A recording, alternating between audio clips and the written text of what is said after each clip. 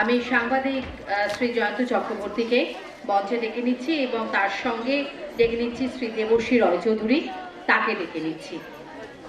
কলকাতার ইতিকথা।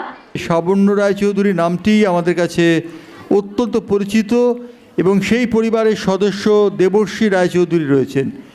কলকাতা, কেউ কেউ বলেন কলকাতা, কেউ কেউ বলেন কলিকাতা। এই যে নামটার উদ্ভব কোথা থেকে হলো, এই ব্যাপারটা সম্পর্কে আপনাদের জানাচ্ছেন দেবশ্রী রায়চৌধুরী। জয়ন্তদা, যে কোনো একটা জনপদের নাম এক্স্যাক্টলি কিভাবে এলো তার কোনো সঠিক তথ্য এইভাবে থাকে না, বিভিন্ন থিওরিজ থাকে। এবার তার থেকে ধরে নেওয়া হয় যে আস্তে আস্তে সেই নামটা কোনো সময় অপভ্রংশ হয়ে কোনো সময় একটা তথ্যের সঙ্গে আর একটা তথ্য মিশ্রণেতে সেই জায়গার নামকরণ হয়েছে। সেটা কলিকাতার ক্ষেত্রেই হোক, আমাদের ওড়িশার ক্ষেত্রেই হোক, প্রতিটা বড্ড চেঁচামেচি হচ্ছে, আমি শিক্ষিকাদের অনুরোধ করছি নামকরণটা হয়। কিন্তু যেটা সব থেকে বড় কথা যে আমাদের ছোটবেলা থেকে যখন আমরা ইতিহাসের বই পড়েছি বা পড়ানো হয়েছে, তখন আমাদের শেখানো হয়েছে যে এই কলিকাতা হোক বা কলকাতা হোক বা ক্যালকাটা হোক, হোয়াট এভার, তো সেইটা জন্ম সব কিছুই হচ্ছে ইংরেজদের হাত ধরে, কিন্তু আদতে কিন্তু সেটা কোনো দিনই নয়। যেটা দেখা যাচ্ছে যে সেই যদি আমরা রামায়ণ মহাভারত এপিক্যাল স্টেজেতে চলে যাই, তখন থেকে কিন্তু এই দক্ষিণবঙ্গ এবং কলকাতার আশেপাশের এই অঞ্চলে যে একটা সুসজ্জিত সুসংগঠিত একটা সমাজ ব্যবস্থা এবং শহর কেন্দ্রিক একটা ব্যবস্থা রয়েছে, তার কথা কিন্তু এই বইগুলো গ্রন্থগুলো জানাচ্ছে। হয়তো সেই সময় জায়গার নাম পটাশপুর ছিল, নামে কি এসে যায়, তার কারণ আমাদের সবাইকার, জয়ন্তদার, আমার, আপনাদের সকলের, আমাদের কিন্তু বাড়িতে বিভিন্ন নামে বিভিন্ন মানুষজন ডাকে, কিন্তু মানুষটা আমরা নিজেরাই একজনই আর কি। তো সেই রকম জিওগ্রাফিক্যাল একটা জায়গার ইতিহাস ঐতিহ্যটা ক্রমে ক্রমে হাজার হাজার বছর ধরে গড়ে ওঠে, যেটা কলকাতার ক্ষেত্রেও হয়েছে। এবং সেই জন্যে কখনো কলিকাতা আমরা পাচ্ছি, যেটা আমরা 1495 বিপ্রদাস পিবলায়ের মনসা মঙ্গলাতে পাচ্ছি। আবার 1510 সালে 3রা জানুয়ারি যখন গুরু নানক যখন কালীক্ষেত্র দর্শনের এখানেতে এসছেন এবং এখন যেখানে বরাসিক সাঙ্গাত গুরুদ্বারা, সেখানে 7 দিন রয়েছেন, তো সতপাল সিংয়ের লেখা ওনার বায়োগ্রাফিতে ওখানে লেখা রয়েছে কলকাতা, তাহলে হিন্দিতে আর একটা নাম আমরা পাচ্ছি। আবার 1596-এ আমরা যখন আইনি আকবরী থেকে দেখছি যে এই অঞ্চল থেকে কত রেভিনিউ আকবরের ট্রেজারিতে জমা পড়ছে, তো এই রকম পরপর বিভিন্ন সময় আমরা এই জনপদের আমরা হয়তো নামের কিছু হেরফের আমরা পেয়েছি। এক সময় ব্রিটিশরা সেটাকে ক্যালকাটা বলে ডাকলো, পরবর্তী সময় আবার কলকাতাতে ফিরে এলাম আমরা। অর্থাৎ এই জিওগ্রাফিক্যাল ল্যান্ডের নাম যাই হোক না কেন, যাই থাকুক না কেন, এইটা মনে রাখতে হবে যে এটা কিন্তু ব্রিটিশদের তৈরি কলকাতা নয়। একটা কহাবত প্রচলিত আছে যে একটি লোক নাকি ঘোড়ার ঘাস কাটছিল, তাকে গঙ্গার ওপার থেকে এসে কোনো সাহেব নাকি বলেছিলেন যে কবে এই জায়গাটার নাম কি, সেই লোকটি তখন বলেছিল কালকাট্টা, অর্থাৎ কালকে সেই ঘাসটা কেটেছে। এটা কি সত্যি কথা? এগুলো হচ্ছে সবই বিভিন্ন কল্পকথা, কল্পকাহিনী, যেগুলো ইতিহাসের মধ্যে এসে মিশেছে। আসলেতে ক্যালকাটা নামটা হওয়ার একটা ভীষণ কারণ হচ্ছে, আপনারা জানেন যে পর্তুগিজরা কালিকাটেতে এসেছিল এবং সেখান থেকে যে ব্যবসা বাণিজ্য করছিল, যে কটনিয়ান হোক বা স্পাইসেস হোক, সেটা ছিল কালিকাট ব্র্যান্ড। এবার সেইটার একটা নকল ভার্সন বার করবার জন্য এরা করে দিল, ব্রিটিশ ইস্ট ইন্ডিয়া কোম্পানি করে দিল ক্যালকাটা ব্র্যান্ড অফ ওই হেরফের বোরোলিন বোরোলা এরকম যে হয় এই সব গল্পগুলো। তো ক্যালকাটা হয়তো নামটা ওইভাবেও হয়নি, হয়তো তারা উচ্চারণ করতে পারতো না কলিকাতা, সেটা থেকে ক্যালকাটা অপভ্রংশ হয়েছে। এরকম বিভিন্ন থিওরিজ রয়েছে, এইগুলো নিয়েই আমাদের পথ চলা আর কি। দেবর্ষী, একটা জিনিস সম্পর্কে আমরা জানতে চাইব, সেটা হচ্ছে কলকাতা কি কোনো পার্টিকুলার জন্মদিন আছে? 24 আগস্ট থেকে অনেকে কলকাতার জন্মদিন বলে পালন করেন। আমি জানি দেবর্ষী এ ব্যাপারে তার সুস্পষ্ট অভিমত জানাবে। জয়ন্তদা খুব ভালোভাবে জানেন যে এই বিষয়টা আমাকে কতখানি নাড়া দিয়ে যায়। 2003 সালের 16ই মে মহামান্য কলকাতা হাইকোর্ট রায় দিয়ে জানিয়ে দিয়েছেন যে জোপ চার্নক কলকাতার প্রতিষ্ঠাতা নয়, 24শে আগস্টও কলকাতার জন্মদিন নয়। এবং ওনারা একটা ইতিহাসবিদদের নিয়ে একটি কমিটি গঠন করেছিলেন, যার নেতৃত্বে ছিলেন ডক্টর নিমাই সাধন বসু, ছিলেন বরুণ দে, প্রদীপ সিনহা, সুশীল চৌধুরী, অরুণ দাশগুপ্ত, সেই সময় 5 জন সবথেকে বড় ইতিহাসবিদ।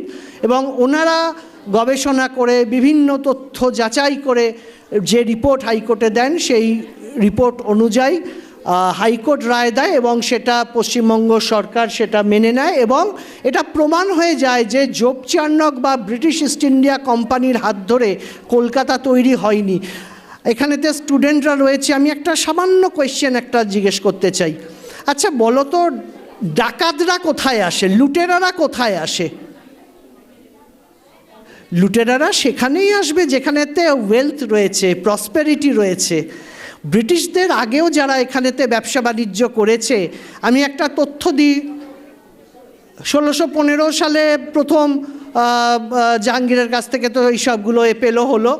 তারপরেতে 1630 সালে কলকাতার আর্মেনিয়ান চার্চের পাশে যে কবরস্থান রয়েছে, সেখানে রেজা বিবির কবর রয়েছে। রেজা বিবি ছিলেন হচ্ছে আর্মেনিয়ান, তখনও কিন্তু জোপ চার্নক জন্মায়নি। এবং ওই সামনে যে সুকিয়া স্ট্রিট, ওই রেজা বিবির হাজব্যান্ডের নামে সুকিয়া স্ট্রিট। এবং সেই সময় আমাদের যে পারিবারিক তথ্য সেই অনুযায়ী লক্ষ্মীকান্ত রায়চৌধুরীর আমলে এই 1630 সালে এই কলকাতা এবং তার আশেপাশের অঞ্চলেতে 1000 ইউরোপীয় বসবাস করছে। ব্রিটিশ ইস্ট ইন্ডিয়া কোম্পানি কোথাও নেই, রয়েছে আর্মেনিয়ানরা সবথেকে বেশি সংখ্যা, রয়েছে পর্তুগিজরা, রয়েছে ডাচরা। তারা ব্যবসা বাণিজ্য কাদের সঙ্গে করছে? মূলত তারা শেঠ এবং বসাক দুটো যে মার্চেন্ট ফ্যামিলি সেই সময় ছিল সেইখানে বসবাস করছে। অর্থাৎ আজ থেকে 400 বছর আগের কথা বলছি। এই 400 বছর আগে কিন্তু এই অঞ্চলে কলকাতায় বাঘ ভাল্লুক ঘুরে বেড়াতো না, এটা সুন্দরবনের অঞ্চল ছিল না। এগুলো আমাদের মাথায় ঢোকানো হয়েছে যে ব্রিটিশ ইস্ট ইন্ডিয়া কোম্পানি না এলে এই জায়গাটা অনুন্নত থাকতো, এই জায়গাটা সভ্য হতো না। এবং আমাদের পূর্বপুরুষরা সবাই নাকি বারবেরিক ছিল এবং সেইটা এত দিন ধরে আমরা মেনে চলে এসেছি। এবং এখনও আসলে কি, যেখানেতে কলোনি হয় না সেখানে মানুষজনরা একটু দাসত্ব বৃদ্ধিটা বছরের পর বছর রক্তে থেকে যায়। আজও আমরা কিন্তু আমাদের বাড়ির সামনে দিয়ে যদি একজন সাদা চামড়ার মানুষ হেঁটে যায়, সে হয়তো ইংল্যান্ডে একজন চাষি, তার পেছনে ওই সাহেব এসছে। কিন্তু একজন নাইজেরিয়ান যদি বিশাল গবেষক সামনে দিয়ে হেঁটে যায়, তার কথা কিন্তু আমরা বলবো না। এই যে একটা রেশিয়াল ডিসক্রিমিনেশন আমাদের মধ্যে ইংরেজরা ঢুকিয়ে দিয়ে গেছে, সেটা কিন্তু আজও সেই দাসত্ব প্রথাটা কিন্তু আমাদের মধ্যে রয়ে গেছে।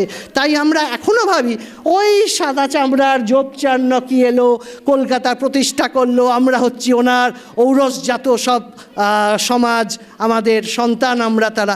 এইটা যে কতটা সর্বৈব মিথ্যা, সেটা আমাদের দীর্ঘদিনের লড়াই। আমাদের সঙ্গে 9 জন বিশিষ্ট ইতিহাসবিদরা, গবেষকরা ছিলেন, ব্রতীন্দ্রনাথ মুখোপাধ্যায় ছিলেন, রাধারমণ রায় ছিলেন, এনারা ছিলেন। আমরা সবাই মিলে হাইকোর্টের দ্বারস্থ হই এবং আমরা সত্য ইতিহাস, আমাদের সত্য শিকড়ের খোঁজটা আমরা জানতে চাই। এবং অবশেষে সত্যের জয় হয়েছিল ওই 2003 সালের 16ই মে। সারা পৃথিবীর কাছে আমরা সবাই মিলে, সকল কলকাতাবাসী মিলে আমরা প্রমাণ করে দিতে পেরেছি যে না, ইংরেজদের জাদুদণ্ডে কলকাতা তৈরি হয়নি। এই কলকাতা তৈরি হয়েছে যারা আমরা কলকাতাবাসী, তাদের যারা পূর্বপুরুষরা বিভিন্ন সময় তাদের কর্মকাণ্ডের মাধ্যমে, তাদের স্বপ্ন, তাদের কৃষ্টি, তাদের সংস্কৃতি, তাদের যে লিগ্যাসি, সেই লিগ্যাসিটা আমরা বহন করছি। এবং এটাই হলো কলকাতা গড়ে ওঠার কথা। তার মানে একটা জিনিস পরিষ্কার হয়ে গেল আজকের এই আলোচনা থেকে, যারা স্টুডেন্ট রয়েছে তাদের জন্য বলছি যে কলকাতা শহরের প্রতিষ্ঠাতা কে, জব চার্নক, এই কথাটা বলার দিন আর নেই। 24 আগস্ট কলকাতার জন্মদিন, হ্যাপি বার্থডে টু ইউ বলে নাচার দিনও নেই। তার কারণ দেবশ্রী নিরলস পরিশ্রমে, এবং আমরা জানি যে কলকাতা হাইকোর্টের 2003 সালের 16ই মের রায়, কলকাতা শহরের প্রতিষ্ঠাতা জব চার্নক নন এবং কলকাতার কোনো নির্দিষ্ট জন্মদিনও উল্লেখ করা নেই। সুতরাং 24 আগস্ট জন্মদিন পালন করার কোনো সার্থকতা নেই, এই কথা জানিয়ে। এবং কলকাতা শহরের সঙ্গে স্বর্ণ রায়চৌধুরীর নামটা কীভাবে যুক্ত হলো কলকাতার সঙ্গে? আমরা হচ্ছি সাবর্ণ গোত্রীয়, অর্থাৎ বেদগর্ভের বংশধর, এবং 1608 সালে জাহাঙ্গীরের কাছ থেকে গুরুদক্ষিণাস্বরূপ লক্ষ্মীকান্ত গঙ্গোপাধ্যায় উনি 8খানা পরগনার, এই 24 পরগনার 8টা পরগনা অর্থাৎ হালিশহর থেকে ডায়মন্ড হারবার, এই 8টা পরগনার নিষ্কর জায়গির পেলেন গুরুদক্ষিণা হিসেবে, এবং সে তার সঙ্গে রায় ও চৌধুরী উপাধি। তো সেই থেকে আমাদের পরিবারের নাম হয় সাবর্ণ রায়চৌধুরী পরিবার। সাবর্ণ রায়চৌধুরী কিন্তু কোনো মানুষ নয়। অনেকের একটা মিসকনসেপশন রয়েছে যে সাবর্ণ রায়চৌধুরী হয়তো কোনো জমিদার ছিলেন, না। আমাদের পরিবারের নাম সাবর্ণ রায়চৌধুরী পরিবার। প্রথম জায়গিরদার তিনি হচ্ছেন 22তম পুরুষ, তার নাম লক্ষ্মীকান্ত গঙ্গোপাধ্যায় ওরফে লক্ষ্মীকান্ত রায়চৌধুরী, যার নামে লক্ষ্মীকান্তপুর। আমি হচ্ছি দেবর্ষী রায়চৌধুরী 35তম পুরুষ। এইভাবেই সাবর্ণ রায়চৌধুরী পরিবারের ইতিহাস, ঐতিহ্য, এবং কলকাতার প্রথম রাস্তা হোক, দুর্গাপুজো হোক, চণ্ডী পুজো হোক, দোল উৎসব হোক, ব্যবসা বাণিজ্য হোক, এই সমস্ত কিছুই কিন্তু এই 1608 থেকে পলাশির যুদ্ধ পর্যন্ত 1757-র মধ্যে ব্রিটিশদের অধীনে আসার আগে কিন্তু এই কলকাতা জনপদ কিন্তু শহর কেন্দ্রিক রূপ পেয়েই গেছিল। আমরা একটা জিনিস পরিষ্কার বুঝতে পারলাম, সাবর্ণ রায়চৌধুরী বলে কোনো মানুষ ছিলেন না, যে কথা আমরা ইতিহাসের বইতে এবং বিভিন্ন পাঠ্যপুস্তকেও পড়ে থাকি যে সাবর্ণ রায়চৌধুরী একজন মানুষ ছিলেন। আজকে দেবশ্রী রায়চৌধুরী পরিষ্কারভাবে সেই ধারণা ভেঙে দিলেন, এবং কলকাতা শহরের পত্তন সম্পর্কে তিনি যে কথা বলেছেন সেই কথা আমরা সকলেই মনে রাখবো। তার কারণ কলকাতা ইংরেজদের সৃষ্ট নয়, কলকাতা আমাদেরই সৃষ্টি, আমাদেরই গর্বের শহর এই কলকাতা। ধন্যবাদ দেবশ্রী আজকের এই সুন্দর আলোচনার জন্য। ধন্যবাদ।